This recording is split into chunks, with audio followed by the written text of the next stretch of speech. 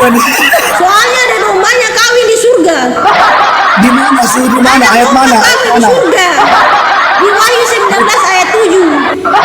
Berapa? Wahyu 19 ayat 7. Aduh, bapak anak-anak kawin, anak domba kawin di surga. Wahyu 19 di surga, teman-teman. Kok bisa? Hah? Coba. Ini makanya kamu tuh bodoh sekali. Yang namanya Kamu tuh surga. gobloknya itu. Goblok. Kamu tuh bodoh. Kamu nggak berpikir. Dia tidak tahu mau jawab apa. Ah, Makanya dia itu jawab goblok.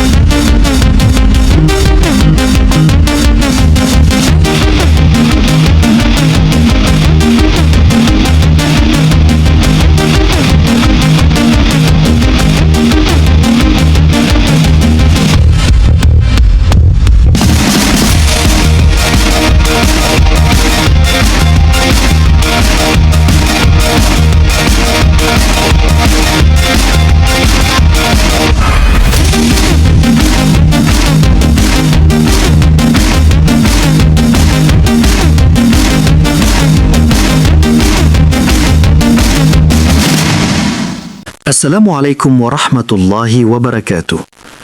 Alhamdulillah, puji syukur kita panjatkan kehadirat Allah Subhanahu wa taala. Berjumpa lagi di channel Apis Dakwah. Channel yang akan memperlihatkan beragam diskusi dan debat lintas agama antara Islam dan Kristen. Di sini kita akan sama-sama menyimak bagaimana para apologet Islam menjelaskan kebenaran agama Islam dengan dalil dan logika, serta bagaimana pihak Kristen bertanya dan menanggapi keyakinannya.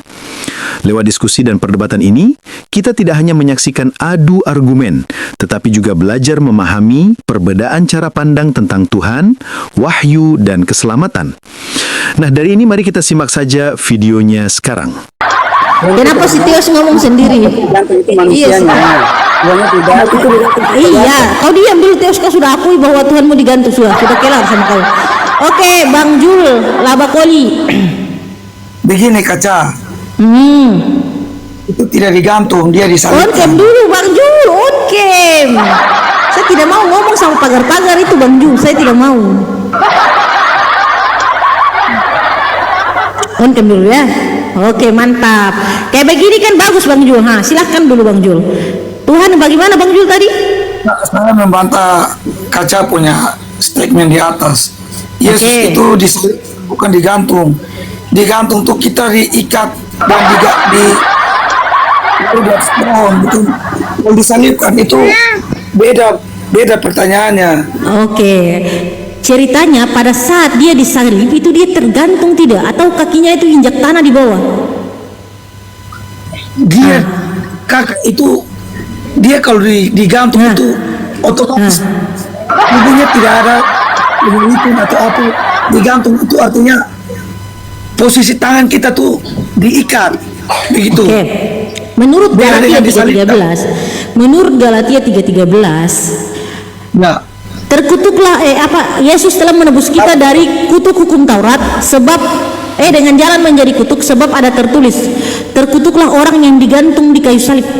Pertanyaannya, ketika ada di kayu salib itu digantung atau tidak? betul. Gimana kalau itu apa? Bingung.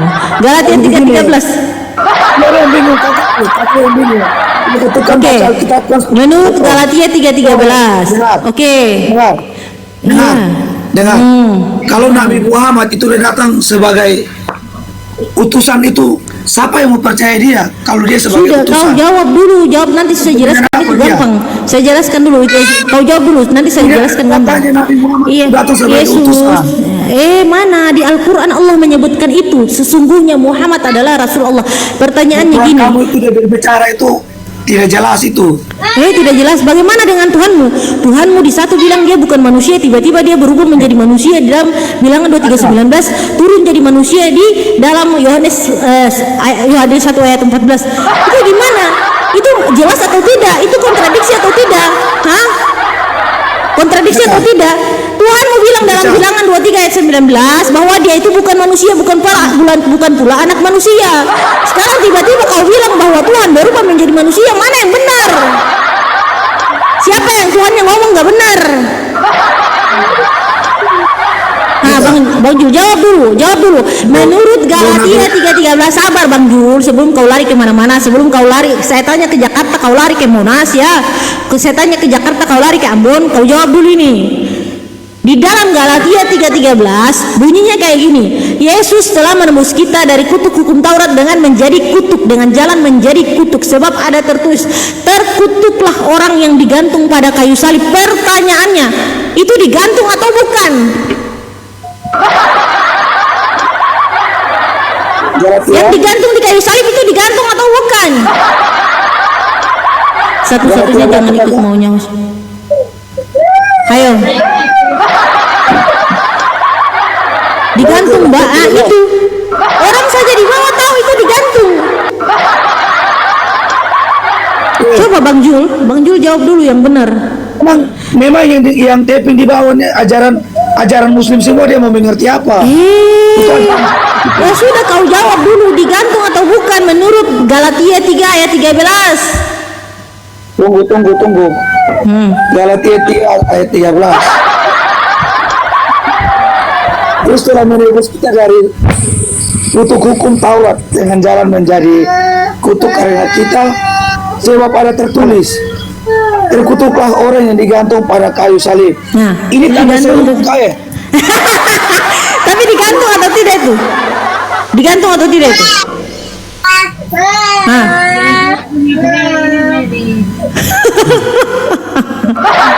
Digantung atau tidak itu Pak? Bang Jul, digantung tidak? Itulah kebodohan orang Islam. Baca itu dulu tidak mengerti titik komanya. Orang Islam. Iya, pernyataannya digantung, tidak di kayu salib, itu digantung atau tidak? Pembacaan kakak itu ada titik komanya, tanda Mau ada titik koma, udah jelas-jelas, tidak usah kau tafsirkan. Kau itu sesat kalau kau tafsirkan ayat Alkitab itu. Pertanyaannya digantung atau tidak? Kau dilarang menafsir itu. Baca saja, kita tuh baca saja, sudah kutunjukkan buat kau ya. Kutunjukkan ini, tunjukkan kan? Kau ini memang bodoh. Kau baca mengerti titik komanya. Jangan kau digantung tidak? Katanya digantung itu tidak? Digantung atau tidak itu? Kamu mengerti itu udah punya titik komanya. Iya, digantung tidak itu. Digantung memang tidak. Orang Islam tuh baca itu enggak ada titik komanya. Digantung tidak. Coba tanya dulu. Iya, bahasanya digantung itu tuh. Kata digantung ada tidak tuh? Kata digantung ada tidak itu? Sebab ada tertulis digantung. Sebab ada tertulis apa? Memang ada digantung. Sudah kau. Memang ada digantung. Lalu kau baca ini, kau baca ada kau mau bantah kitabmu. Kau mau bantah kitabmu sendiri bahwa Yesus itu tidak digantung. Siapa yang bantah kitab? Memang ada digantung. Kau bantah itu. Kau bantah itu kitabmu sendiri. Titik komanya, bodoh. Kau emosi dia, panas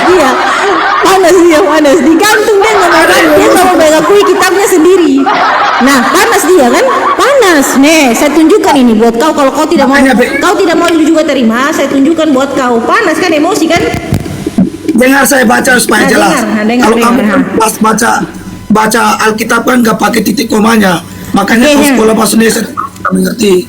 Oke, nih. Dengar saya baca. Kau baca nih ya. Kau baca ini, kau baca nih bagaimana nih? Kau mau bilang bagaimana ini kira-kira?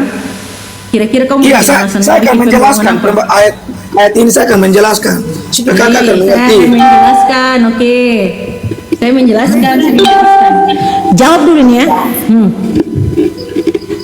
Yesus Kristus telah menebus kita dari dengar.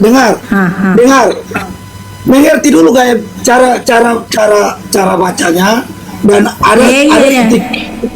Nih, terkutuklah. Ini apa ini? Dengar. Kalau kakak baca, kakak akan mengerti Alkitab karena kakak. Ini baca dulu ini digantung kau bukan ini, digantung nih. Iya, memang digantung. Dengar saya baca pembacaan dulu. Digantung udah aku ini ya digantung. Yesus digantung. diakui dia. Itu makanya saya mau baca supaya kau dengar. Digantung dia. Ha. Kau ini memang tidak mengerti ini. Lah kok tidak mengerti? Lah ini baca saja, ini tidak harus mengerti, dibaca saja. Ya ini. makanya saya Coba, baca supaya baca kakak dulu. bisa paham. Nah, nih saya baca nih, Kakak baca baca dulu. lurus-lurus saja. Berarti kakak macam orang tidak berpendidikan, tidak pernah belajar bahasa Indonesia. Mau baca. Ini kau yang tidak belajar bahasa Indonesia, kau tidak tahu baca. Ini digantung atau bukan ini? Ya ampun dosa. Benar. Coba ini. Dengar saya baca. Memang di situ ada digantung. Dengar saya baca supaya kamu bisa pembacaannya. Diakui digantung, guys. Diakui digantung. Sekarang kita orang ke sekolah ini. Nah, coba panas dia, panas. Saya Emosi tanya. dia. Kita belajar bahasa Indonesia itu ada titik komanya apa tidak? Emosi dia, emosi. Nah. Tidak ada emosi. Ya, baca dulu yang benar. Coba baca lagi, coba baca. Coba baca dulu. Dengar ya. Dengar saya baca. Ah, ya, oke. Dengar saya baca. Supaya kamu bisa mengerti cara pembacaan Alkitab yang benar. Oke, baca dulu. Kamu kan baca Sudah, Alkitab jangan ini kan curhat, Pak, jangan curhat. Baca saja, baca. Jangan curhat. jangan curhat, dengar. Nah.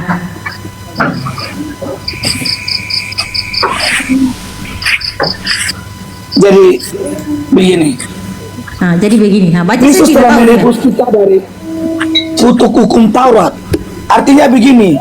Jangan jelaskan itu. Saya tidak poin-poinnya bukan itu. Baca dulu. Apa yang saya jelaskan? Iya, baca dulu, baca keseluruhannya. Saya suruh baca ini, baca. Iya, Baca aku dulu. memang dengar.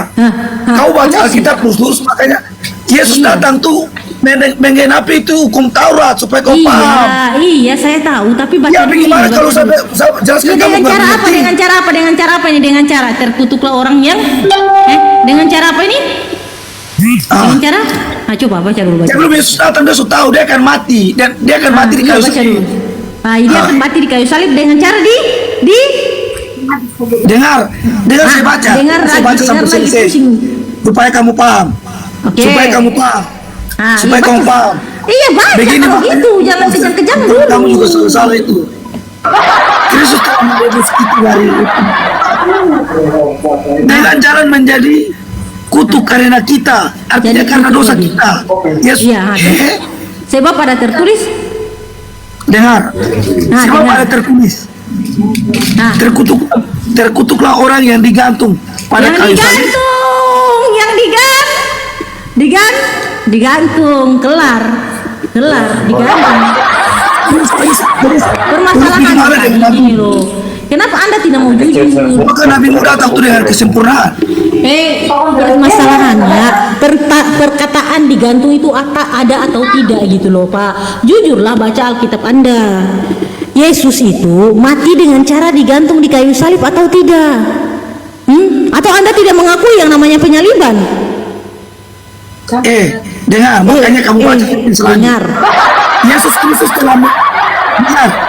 Dia datang terus dia menggenapi. Makanya di situ dia ayat 14 saya mengatakan Bukan. Yesus telah membuat ini supaya di dalam dia berkat Abraham semua oleh iman kita menerima roh yang telah dijanjikan itu. Artinya dia datang menggenapi dengan harus disalibkan dan akan mati dan dia akan membangkitkan. Iya, dengan Seperti yang- disalib dengan dia menjanjikan, dengar. Oke. Dia menjanjikan, dengar, supaya kamu bisa mengerti.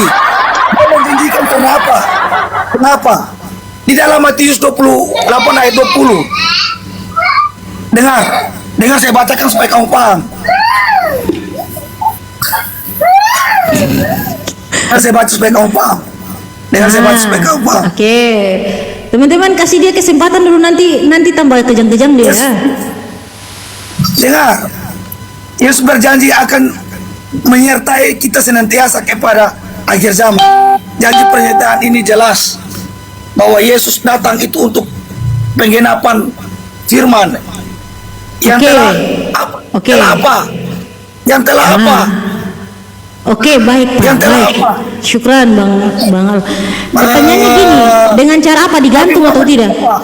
Dengan cara digantung atau tidak? Dengan cara digantung atau tidak? Anda akui dulu dia itu digantung di kayu salib, maka kita lanjut. Iya, saya tahu. tahu penggenapan cara apa Yesus itu disalib itu digantung atau tidak.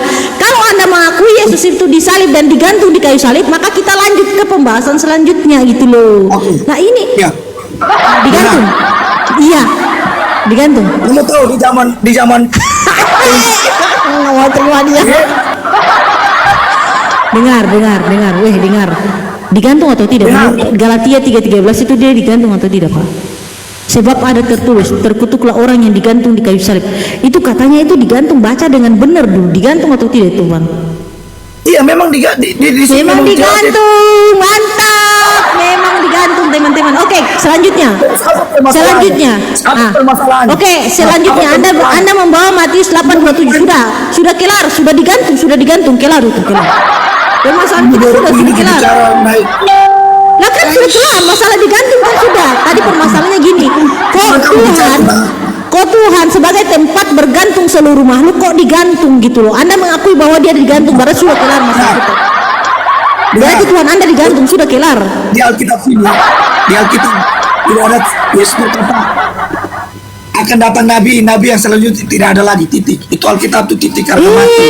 Aku akan meminta kepada Bapa agar dia memberikan penolong yang lain. Tiba-tiba tidak ada nabi selanjutnya. Tidak ada. Sejak kapan Roh Kudus jadi Roh Kudus jadi orang? Jadi Roh Kudus jadi orang. Seorang penolong yang lain. Makanya baca Jadi Roh Alkitab. Kudus itu orang. Roh Kudus itu orang. Pertanyaannya. Yesus telah mengutus Muhammad. Iya, Roh Kudus itu orang. Iya, Roh Kudus itu orang ceritanya. Tafsir salah. Iya, Roh Kudus Iya. itu orang. Lah kan dia bilang seorang penolong yang lain. Bingung dia, bingung. Tidak tahu jawab dia. Roh Kudus itu orang Roh ceritanya. Kudus, dia datang tuh dalam diri kita sendiri. Iya kan seorang ini seorang. Aku akan meminta kepada Bapa agar dia memberikan kamu seorang penolong yang lain. Kamu mengerti Roh Kudus dalam kamu enggak? Roh Kudus lagi. Saya tanya Roh Kudus itu orang. Menurut ayatnya seorang penolong yang lain. Berarti kau bilang itu Roh Kudus, artinya Roh Kudus itu seorang gitu.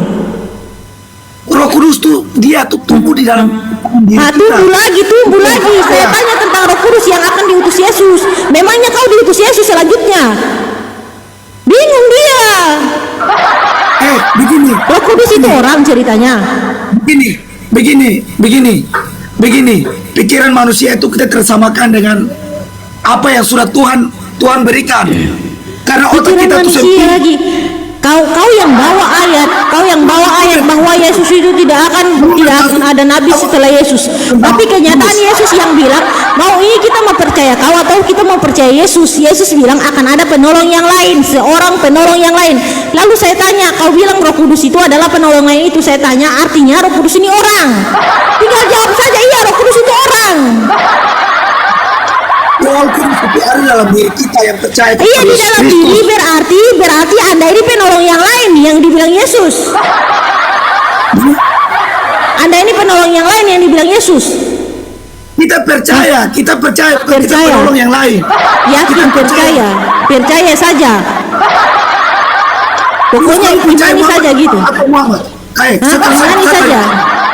Apa? Sabar, kau jawab dulu. Sudah gampang. Saya mempercayai Rasulullah karena saya tahu. Emosi dia, emosi. Kejang-kejang dia, kejang-kejang. Kejang-kejang. Kejang-kejang dia. Itu kejang-kejang Pak. Santai saja Pak, santai. Tahan, Pak. Nanti darah tinggi Pak, darah tinggi Pak, darah tinggi. Santai Pak, santai Pak, santai. Pak, santai. Nanti darah tinggi Pak, darah tinggi dah. Santai saja Pak, santai. Tahan. Sabar Pak. Pas. Sabar Pak, pelan-pelan, sabar. Coba buka mute dulu Pak, buka mute.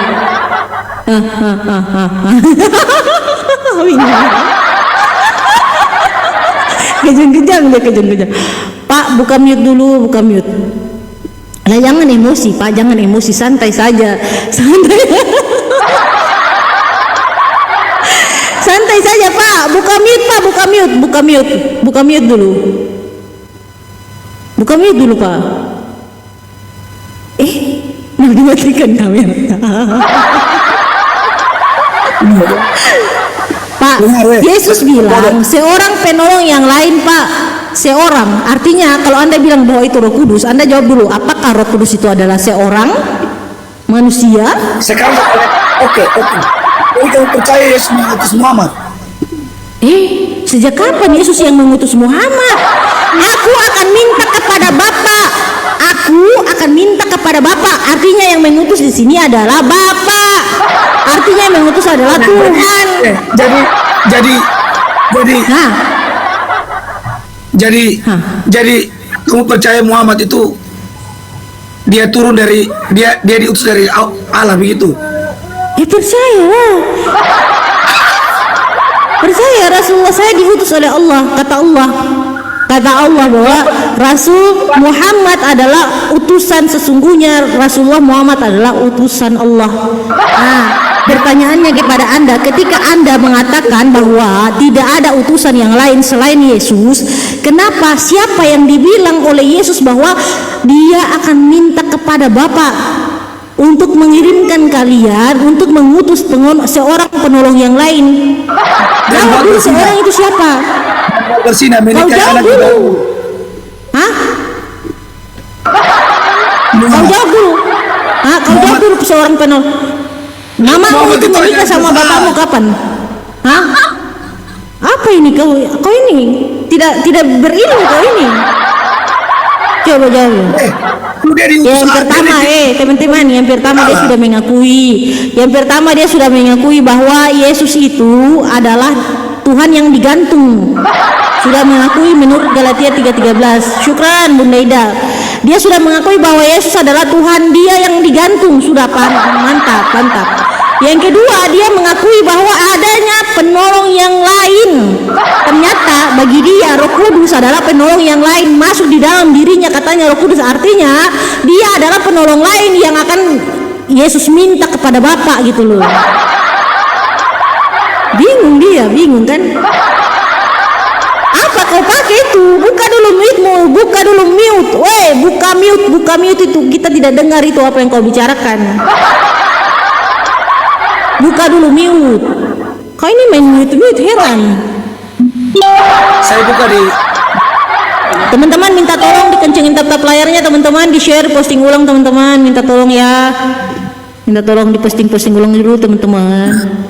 Nah, buka di apa? Buka dulu. pernyataan tersebut sumber dari dalam Esa nggak mengerti lah. Nggak mengerti. Jadi begini lagi. Kamu percaya Nabi Muhammad itu sebenarnya Allah?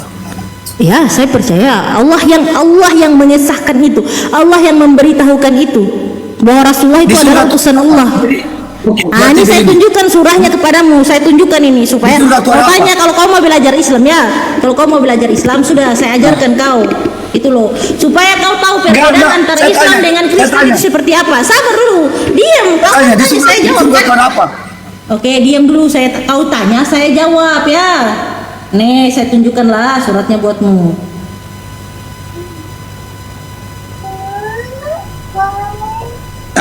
Di surga itu ada apa? Ada apa saja yang dibuat? Pecah-pecahkan perawan begitu. Apa yang kau tanya ini tentang Rasulullah itu adalah utusan Allah atau tentang surga? Kalau di surganya Islam. Oke, kau tanya tentang surga kan? Baik, kalau di surga Islam itu ada bidadari yang bisa kau dapatkan, gitu loh. Sedangkan di surgamu ada apa? Perang naga di surgamu. Lah, perang naga di surgamu. Kalau di surgamu makan 1 bulan 1 kali. Ketawa dia. Di surgamu itu makan 1 bulan 1 kali. Ada perang naga, tahu nggak? Kau tahu nggak? Mau kau lihat? Berarti kau ini satu istri dari Muhammad ini. Nah ini ada perang naga. Mau kau lihat ini perang naga di surgamu? Ini. Kuperlihatkan dulu perang naga. Kuperlihatkan dulu. Sabar. Kuperlihatkan dulu perang naga di surgamu gitu loh. Yuk teman-teman muslim yang baktam ya. Syukran. Nih perang naga nih. Perang naga weh. Ketawain dulu dia guys. ternyata ada perang naga di surganya. Lah kok bisa? Surga model apa yang ada perang naga?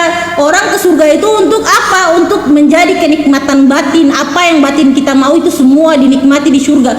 Lah tapi Oteng ke surga buat menyaksikan perang naga. Nih, kasihan sekali ya, saya tunjukkan ya.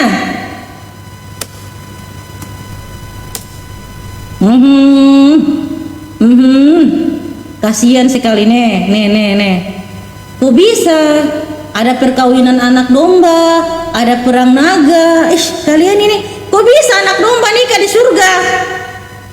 Nih, maka nih ya, kau baca nih ya. Nih. Waduh, kok bisa ya? Maka, mana ini semuskunnya? Maka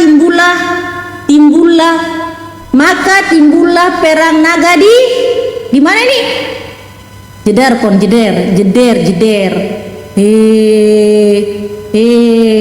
Perang naga di surga. Kok bisa? Nih, maka timbullah perang naga di surga. Kok bisa, Pak? Pak, jawab dulu. Jawab dulu, Pak. Open dulu itu mic ya, open mic. Perang naga di surga, Pak. Pak, jawab dulu, Pak. Kok bisa ada perang naga di surga, Pak? Kalian ini mau menikmati apa di surga? Menikmati peperangan naga gitu? Hah? Mau menikmati peperangan naga gitu, Pak, di surga? Pak, mau lihat tidak? Kalian tuh makan berapa kali? Kalau kalian masuk surga makan berapa kali? Makan 1 bulan 1 kali, Pak. Makan 1 bulan 1 kali kalian. Nih, saya tunjukkan ini. Makan 1 bulan 1 kali di surga. Oten. Makan 1 bulan 1 kali. Enggak kelaparan kalian, kelaparan nah. Mau masuk surga kok bukannya menikmati makanan enak, malah makan 1 kali.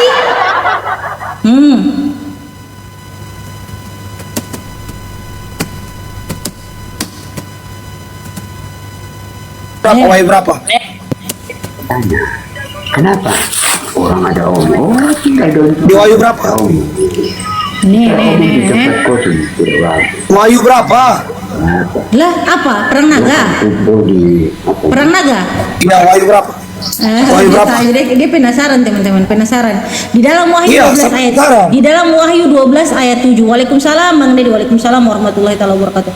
Di dalam Wahyu 12 ayat 7, baca dulu. Perang naga di surga, teman-teman. Iya, ini Perkawinan perumpamaan. anak Ini domba juga ada di surga, perumpamaan. teman-teman. Dengar. Teman-teman. Makanya kamu mengerti bahasa Indonesia. Ini perumpamaan. Kamu baca dulu di perumpamaan. Mana ada perumpamaan? Tulis perumpamaan di situ mana? Hah? Mana Baca di ayat yang 1 dong. Aduh, ya ampun dosa. Ya ampun dosa apa? Mana ada perumpamaan di situ? Iya, memang ini agak sekolah ini tidak mengerti ini. Mana ada perumpamaan? Coba lihat dulu ada perumpamaan tidak di situ. Iya. Ayat 12 kamu baca dari awal, kamu jangan langsung dia punya ini. Ini tentang perumpamaan, kamu baca nih ini.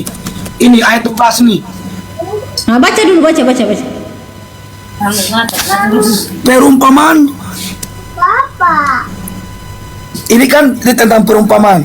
Perempuan dan naga. Saya baca ini perumpamaan maka tampaklah suatu tanda-tanda di langit. Seorang perempuan Bingung. berselubungkan matahari Mana dengan bulan. perumpamaannya, woi? Perumpamaan Ini- mana? Mana Topiknya kata maksudnya perumpamaan? begini. Perumpamaannya mana? Dengar saya baca. Perumpamaan itu artinya begini. Ada ini macam saya baca nih. Perempuan dan naga itu tentang perumpamaannya. Perempuan dan naga. Maka tampaklah suatu. Makanya kamu nggak tahu tentang Alkitab, tentang isi Alkitab tentang perumpamaan. Jangan darah tinggi, Pak. Jangan darah tinggi, santai saja, Pak. Santai. Suara saya yang begini. Nah, oke. Nah, lanjut. Perempuan dan naga. Ini tentang perkataan di sini, perumpamaan di sini. Maka tampaklah suatu tanda. Mana perumpamaan? Kamu nggak mengerti perumpamaan. Mana perumpamaannya? Saya tanya. Perumpamaannya mana katanya? Itu baca tinggal baca saja susah amat Bapak ini. Nah, mana perumpamaan Ini katanya? perumpamaan itu Ayat tentang kedua. apa? Perempuan dan naga. Iya, Itu yang disebut iya, perumpamaan. tentang wanita, itu tentang wanita, bukan ada, tidak ada tertulis di situ adalah perumpamaan. Mana di sini, mana tertulis perumpamaan mana Pak? Dengar. Nah, bingung. Bingung. Ini dia berbicara di Wahyu, dia berbicara menjelaskan begini. Perempuan dan naga. Dengar saya baca supaya kau mengerti bahas ini tentang Alkitab. Kalau tidak kau masuk dalam kegelapan. Makanya kamu siap masuk neraka itu mana? Lah kau itu yang masuk neraka. Upah dosa adalah maut, maut dan kerajaan maut dilempar ke dalam lautan api. Wahyu 20 ayat 16. Coba jawab. Ini baca. Percuma kita debat sama kamu karena kamu beda aliran. Bingung kau Maka kan. tempat Soalnya kau tempat tidak tempat. mau sama kita sendiri gitu loh. Kau ini bantah baik Dengar. dari tadi kau. Dengar saya baca supaya kau mengerti lah. Nah, baca Itu kau umum kau yang benar belum baca. nyaringnya kau tuh. Nih, Maka baca tampaklah dulu. suatu tanda besar di langit seorang perempuan bersumukan matahari dengan bulan di bawah kakinya dan sebuah mahkota dari 12 bintang di atas kepalanya. Ia sedang mengandung dan dalam keluhan dan penderitaan Mana hendak perumpamaannya? Katanya perumpamaan. Kalau di dalam Al-Quran, kalau misalnya Allah itu mengumpamakan, maka Allah itu perumpamaan, Allah itu langsung menerangkan. Langsung Intinya begini. bilang bahwa Intinya perumpamaannya begini. seperti ini. Tapi Intinya di sini begini. mana perumpamaannya? berbuatlah baik masuk di surga. Coba mana Kita memperjuang- perumpamaannya? Mana perumpamaannya? Kok bisa ada perang naga di surga, Pak? Kok bisa ada perang naga di surga? Coba jawab dulu. Kok bisa kalian ini ada perang naga di surga? Terus kamu mau lihat ini tidak? Berhubung. Mau lihat tidak? Marilah Ini kita perempuan ya? bersuka cita. Perawat. Nih. Dorong pecahkan besok perawan lagi. Dorong pecahkan besok perawan. Kau jawab dulu, kau jawab dulu. Ini gimana ini? Bukannya kalian itu surganya lebih asik-asik gitu, kau lihat. Nih. Surganya kita tuh puji-pujian itu sebagai makanan Masih pokok kita. puji-pujian ini apa ini? Nih. Marilah kita bersukacita dan bersorak-sorai memuliakan Dia karena di hari perkawinan anak domba ada di surga ada perkawinan anak domba. Saya baca Di hari perkawinan anak domba di dalam surga telah tiba dan pengantinnya telah siap bersedia. Lah kok bisa ada perkawinan anak domba dalam surga? Dengar. Hah? Kok bisa ada perkawinan anak domba? itu salah. Jawab dulu. Si bodoh ini Kok penonton di bisa ada bawah. perkawinan anak domba ini? Dengar. Hah? Jawab dulu. Susah jawab. Dengar saja. Jawab dulu. Kok bisa ada perkawinan anak domba dalam surga? Ayo, kok domba kawin? Domba kawin di dalam surga. Itu. Ayo jawablah, Pak. Kok bisa domba kawin di surga? Bapak bingung, Bapak pusing sendiri, Bapak pusing. Soalnya ada dombanya kawin di surga. Di mana sih? Di mana? Ada Ayat domba mana? kawin di Mana? surga. Di Wahyu 19 ayat 7. Bapak? Wahyu 19 ayat 7. Aduh, Bapak, anak-anak kawin, anak domba kawin di surga, teman-teman. Wahyu 19 domba di surga, teman-teman. Kok bisa? Hah? Coba. Ini baik, makanya kamu tuh bodoh sekali. Yang namanya Kamu tuh surga. gobloknya itu. Kamu tuh bodoh, kamu nggak berpikir. Dia tidak tahu mau jawab apa, makanya dia cuma jawab goblok. Ada perkawinan anak domba gitu? Hah? Coba jawab dulu. Ini berbicara di zaman-zaman Babel supaya kamu mengerti. Jangan Babel. Gimana Kita atas- bersukacita baca, baru kamu- bersorak-sorai dan memuliakan Dia karena hari perkawinan anak domba telah tiba di dalam surga. Coba jawab dulu, Pak. Coba jawab dulu. Wah, itu berbicara tentang mana itu? Kamu baca sampai Pesta selesai ya. pernikahan anak domba. Judulnya itu pesta pernikahan anak domba. Udah dombanya nikah dikasih pesta pula. Dengar istri Muhammad. Dengar istri Muhammad. Amin ya Allah ya Rabbal alamin. Coba dulu sudah dombanya nikah dikasih pesta pula. Dengar saya baca. Itu pestanya habis biaya berapa itu kalau domba nikah? Bodoh. Ibu. Bingung dia sama Bible-nya sendiri teman-teman, bingung. Kamu tuh bodoh. Saya baca dari awal. Yang tidak tahu baca siapa? Yang dikata bodoh siapa? Kosong itu. Kamu bisa juga. Baca dulu Saya baca Bible. ayat pertama. Baca dulu. Saya baca dari ayat pertama supaya kamu mengerti. Ini Alkitab saya bawa. Oke, silahkan dibaca. Jadi begini. Jadi begini. Wahyu 17 Wahyu 19. ayat 1 sampai berapa? Wahyu 19. Kenapa lari di 17 ulang? Oke. Kalau 17 itu perkelahian antar naga. Ini saya baca. Iya, baca dulu. Wahyu 19 ayat 7. Baca yang keras sekali. Yang keras. Goblok, saya baca. Udah emosi, pusing dia, emosi. Coba. Kamu baca Alkitab ini ayat yang isinya saja. Emosi dia. Biasa saja Pak, biasa, santai. Terus baca yang keras Pak. Kamu mau viral terus terang saja. Iya, baca dulu. Saya sudah viral gampang tanpa harus ada Anda di sini, saya sudah viral Pak. Santai. Baca dulu. Nyanyian atas jatuhnya Babel. Kamu mengerti? Di sini dia bilang begini. Nyanyian saya baca dari ayat pertama. Itu otakmu paham. Baca. Di sini Jangan begini. Tidak, saya tidak ini. Dengar. Iya, jangan curhat, baca saja. Sudah ku kasih kau kesempatan untuk baca, tidak kau baca dari tadi. Ini 19 ayat yang pertama yang berbunyi nyanyian atas jatuhnya Babel. Kemudian daripada itu aku dari himpunan besar orang banyak di sorga, katanya, haleluya, keselamatan dan kemuliaan dan kekuasaan adalah pada Allah kita, yang benar dan adil segala kehakimannya, karena ialah yang telah menghakimi pelacur besar itu yang meneruskan. Iya, lanjut. Lanjut. Kenapa kok saya baca kau masih bantah-bantah? Lanjut dulu. Baca dulu, kasih habis Pak. Kedua kalinya mereka berkata haleluya. Ya, asapnya naik sampai selama-lamanya. Yang kedua pula 4.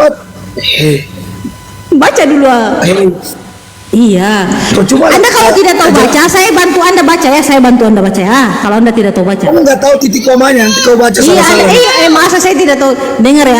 Kemudian pada hari itu, daripada itu, aku mendengar seperti suara yang nyaring dari himpunan besar orang banyak di surga.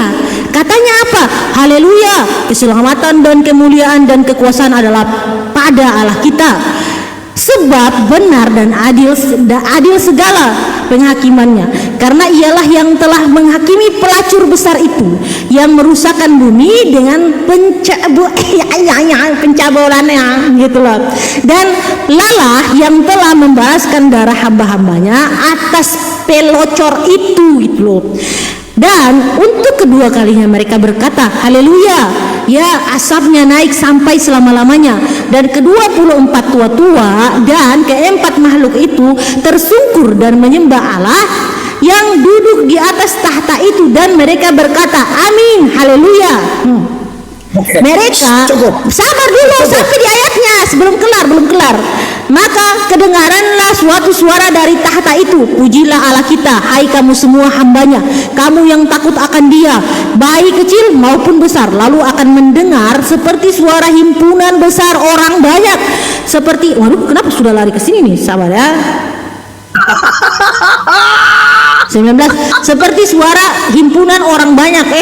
Kau jangan kejang-kejang, Apa yang kejang-kejang? Nah, kau yang kejang-kejang. Sabar ya. Sabar dulu. Jangan kejang-kejang, Pak, jangan kejang-kejang. Kamu yang kejang-kejang itu.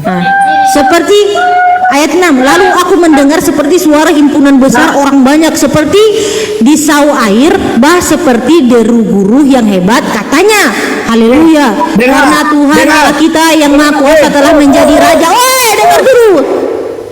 6 tuh kau baca itu. Baca dulu. Apa tuh dia? Seperti suara. Sabar. Persemua. Lalu aku mendengar seperti suara himpunan besar orang banyak seperti desau air bah dan seperti deru guru yang hebat. Katanya, haleluya, karena Tuhan Allah kita yang Maha Kuasa telah menjadi Raja. Marilah kita bersukacita dan bersorak-sorai dan memuliakan Dia, karena hari perkawinan anak domba telah tiba dan pengantinnya siap-siap sedia. Kok bisa perkawinan anak domba di dalam surga? Ini bicara di mana? Ini bicara di mana? Dengar. Ini kok bicara di mana? Perkawinan anak domba di dalam surga. Kau baca dari ayat 1 malah menunjukkan bahwa perkawinan anak domba yang terjadi di ayat 7 adalah di dalam surga. Kan bingung kan? Kau bingung dengan kitab bahwa kok bisa ada perkawinan anak domba dipestakan pula di dalam surga. Bingung kan? Bingung.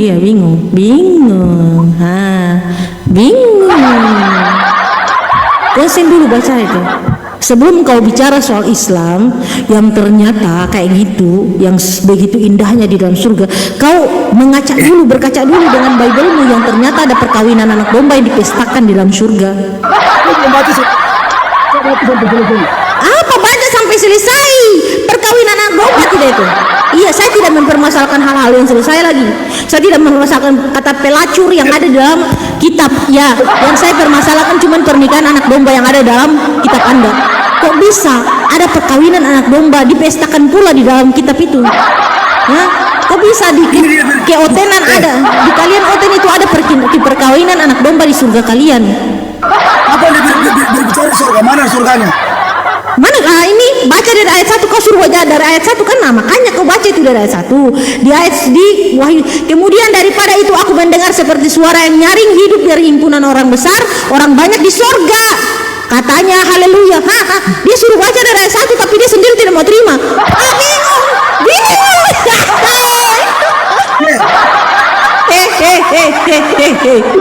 Perumpamaan. Apa perumpamaan?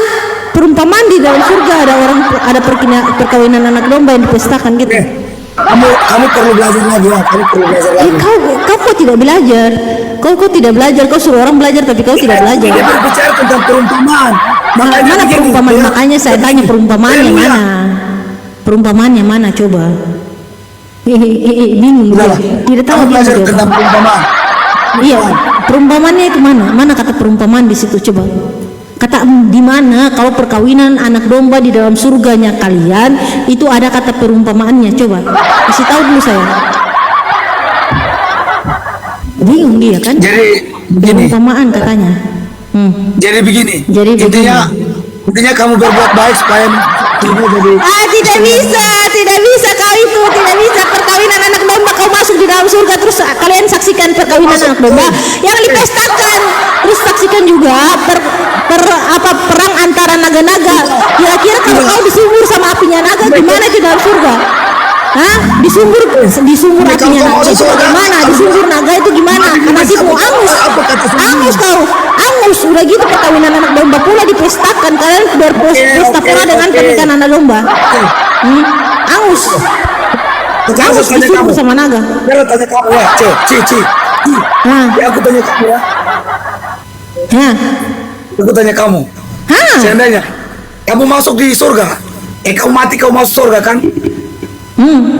Ya, terus suami kamu masuk surga. Terus Nabi Muhammad cabul kamu, gimana kata suami kamu? Kau sejak kapan ada data seperti itu? Tidak bisa kan? Oten kayak gitu teman-teman, tidak mampu untuk menjawab Bible-nya. Mulai dia menghujat. Toh? Itulah Oten kelihatannya kayak gitu. Tidak bisa jawab mengenai perkawinan anak domba yang ada dalam Alkitabnya, dia bisanya menghujat teman-teman. Kasihan ya, kalian masuk surga bukannya untuk bahagia, tapi untuk menyaksikan perkawinan anak domba. Hah?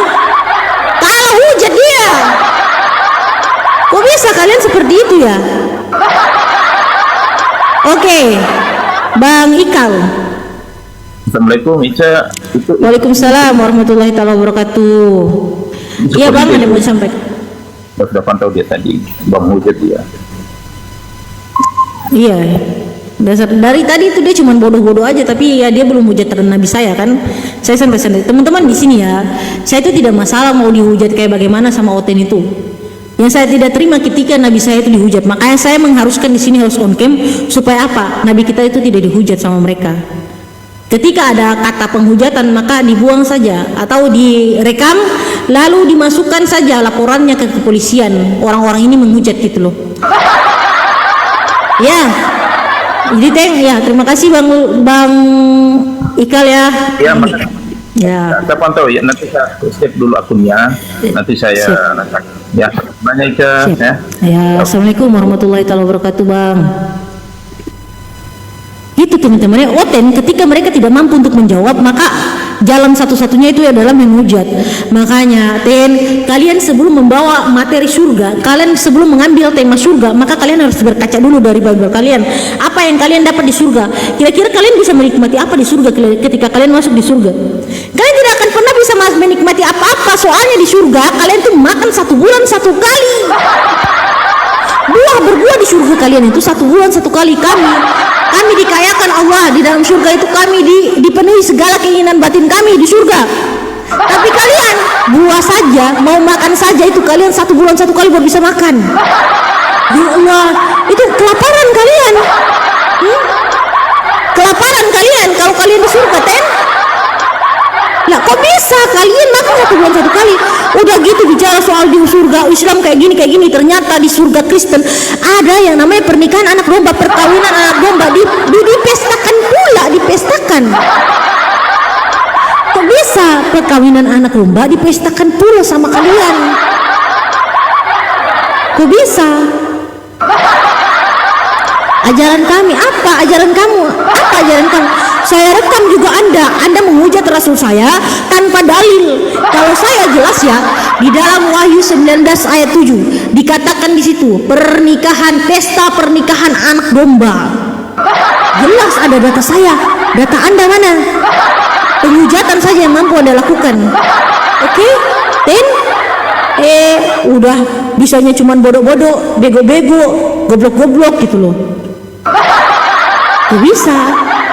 Kok diskusi cuman dibego-begoin aja gitu loh. Waalaikumsalam warahmatullahi wabarakatuh. Congor kau gede, betul.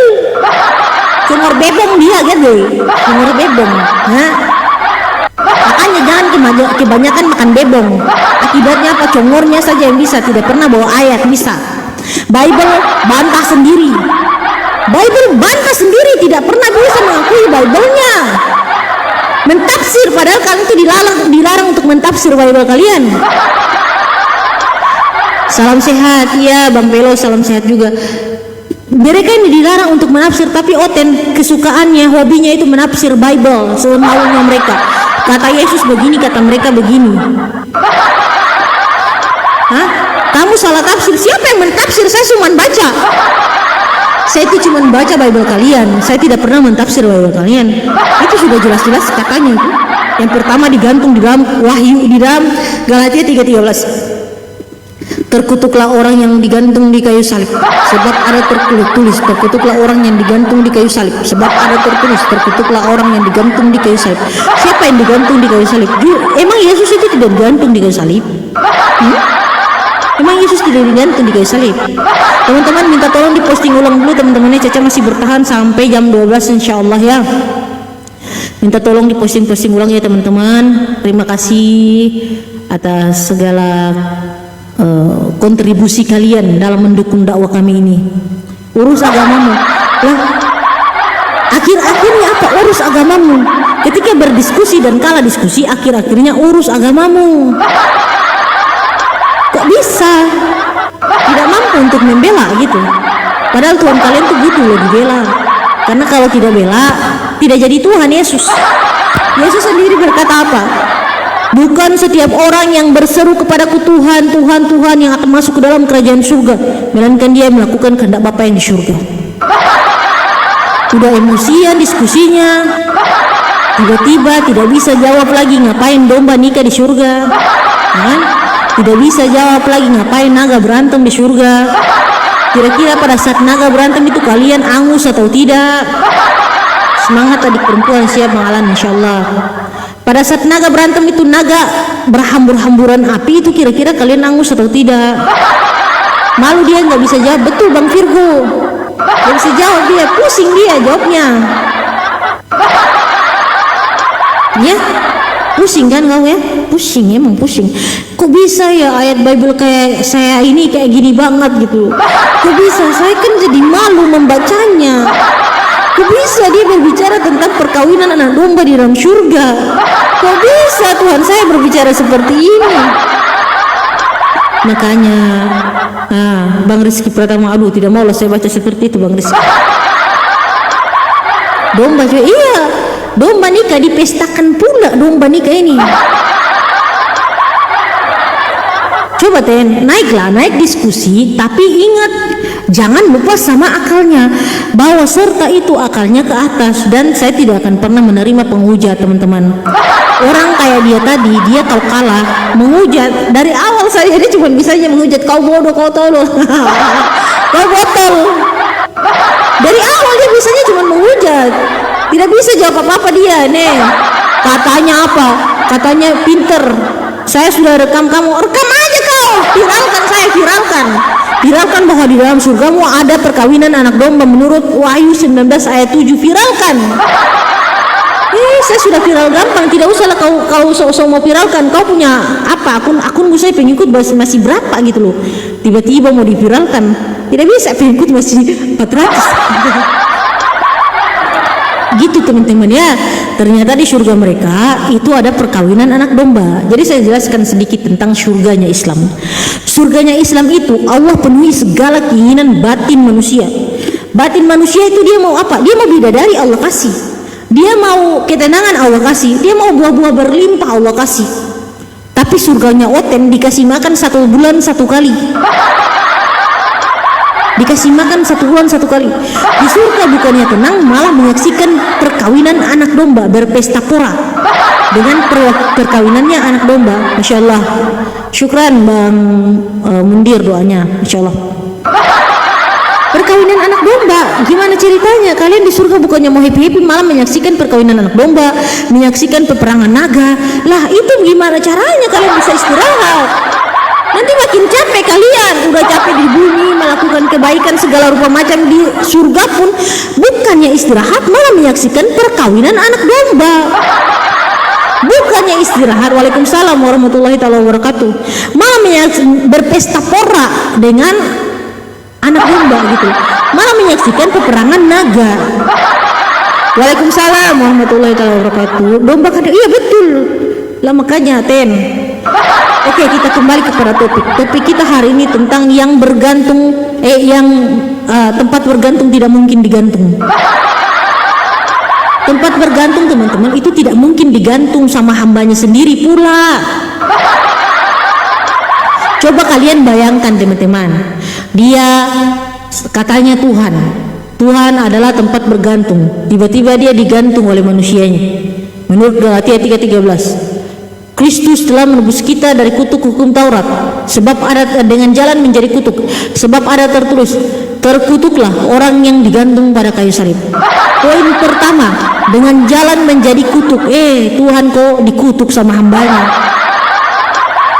Poin kedua, sebab ada tertulis, terkutuklah orang yang digantung di kayu salib.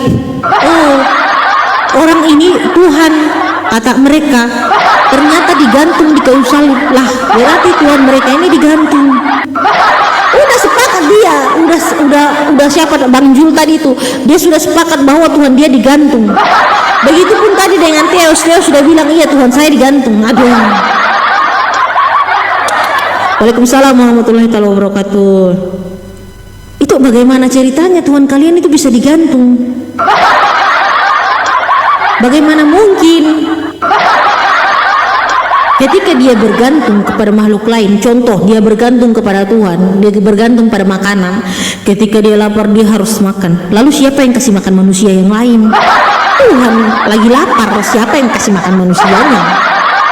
Tuhan lagi tidur, dia bergantung pada tempat tidur. Tuhan lagi tidur, siapa yang ngatur alam semesta? Amin, amin ya rabbal alamin. Mbak Asmit, masya Allah. Siapa yang ngatur alam semesta ketika Tuhan mereka itu lagi tidur? Tuhan haus ini minta minum. Lalu siapa yang kasih minum hamba-hambanya? Assalamualaikum Kak Ir. Siapa yang kasih minum hamba-hambanya ketika Tuhannya haus minta minum? Lalu Tuhan siapa yang kasih minum dia juga gitu loh. Waalaikumsalam warahmatullahi wabarakatuh. Syukran Bang Yud. Ya Kak Ir, assalamualaikum Kak Ir. Ini kan bingung kan? Masya Allah Bang Yud, syukran. Ini teman-teman, inilah kegabrulannya Oten yang mereka tidak pernah mau menggunakan logika. Mereka mengatakan bahwa logika itu tidak akan pernah sampai, logikamu tidak akan pernah sampai. Untuk apa Tuhan menciptakan akal? Masya Allah Kak Ir yang tercinta. Untuk apa Tuhan menciptakan akal kalau akhirnya tidak mau dipakai gitu loh. Bang Semi, assalamualaikum Bang Semi. Hah? Untuk apa Tuhan menciptakan surga kalau hanya untuk menyaksikan perkawinan anak domba dan untuk menyaksikan peperangan naga? Ya siap Bang Yu, syukran. Coba untuk apa? Untuk apa semua itu? Ten. Sadarlah kalian Ten, sadar. Yang kalian tuhankan itu hanyalah seorang manusia biasa. Yang kalian tuhankan itu tidak mampu berbuat apa-apa dari dirinya sendiri. Yang kalian tuhankan itu berkuasa, tapi harus diberi kuasa dulu sama Bapak, baru bisa berkuasa dia. Tapi kalau tidak diberi kuasa, dia tidak akan pernah berkuasa. Yang kalian tuhankan itu mati digantung di kayu salib. Yang kalian tuhankan itu tidak mampu untuk menolong dirinya sendiri, harus minta tolong kepada Bapak saat mau digantung. Yang kalian tuhankan itu apa? Hah? Tuhan kok kayak gitu? Tuhan kok tidak mampu berbuat apa-apa dari dirinya sendiri? Kalau Tuhan lapar berarti tak berakal. Nah itu betul. Tuhan kok bisa lapar? Siapa yang kasih makan Tuhan? Adakah yang lebih mantap? Adakah yang lebih kuat daripada Tuhan? Adakah yang lebih mampu memberikan makan kepada makhluknya ketimbang Tuhan? Sementara Tuhan itu sendiri lagi lapar, lagi tidur di perahu, makan ikan, makan ikan goreng. Bayangkan, Yesus ini katanya Tuhan, tapi dia itu meninggal teman-teman, meninggal di kayu salib. Tuhan kok bisa metong?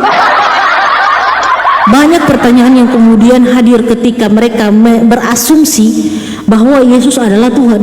Banyak pertanyaan yang kemudian tidak akan pernah bisa terjawabkan oleh mereka ketika mereka ngotot bahwa Yesus adalah Tuhan. Banyak pertanyaan yang tidak akan mampu mereka pikul ketika mereka tetap menuhankan Yesus. Dan banyak Dari setiap perbedaan pandangan, kita belajar bahwa kebenaran tidak selalu lahir dari siapa yang paling keras berbicara, tetapi siapa yang paling jujur. Semoga diskusi ini mengajarkan kita untuk tidak mudah menilai, tetapi berani memahami. Karena sejatinya perdebatan lintas agama bukan sekedar adu argumen, melainkan perjalanan panjang untuk mengenal Tuhan dengan cara yang bijak. Jika menurutmu ada hal yang menarik atau mungkin berbeda dari keyakinanmu, tulis pendapatmu di kolom komentar dengan santun. Terima kasih sudah menyimak sampai habis. Sampai ketemu lagi dan nantikan video debat dan diskusi para apologet Islam selanjutnya. Assalamualaikum warahmatullahi wabarakatuh.